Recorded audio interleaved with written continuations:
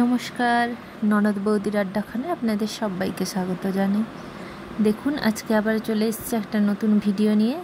আজকের ভিডিওতে দেখাবো দুটো ব্লাউজের ডিজাইন। দুটোই লোকের কাটাতে দেওয়া ছিল, হয়ে গেছে কাটানো, হুক লাগানো কমপ্লিট করছি, তারপরে দুটো ডিজাইন দেখাচ্ছি। বিয়েবাড়িরই ব্লাউজ এগুলো, দেখতে খুব সুন্দর, কিন্তু এই পিসটার কালারটা এত সুন্দর। এরকম ডিজাইনের বেনারসি আমি কিন্তু খুব কমই দেখেছি। এখন তো প্রায়ই দেখি একই রকম কালারগুলোই, সবুজ টাইপের কালারগুলো সবাই পরে। এই কালারটা কিন্তু খুব সুন্দর। শাড়িটাও এনেছিল আমার কাছে, শাড়িটার থেকে বের করে পিসটা নিয়েছি, শাড়িটা ফেরত দিয়ে দিয়েছি।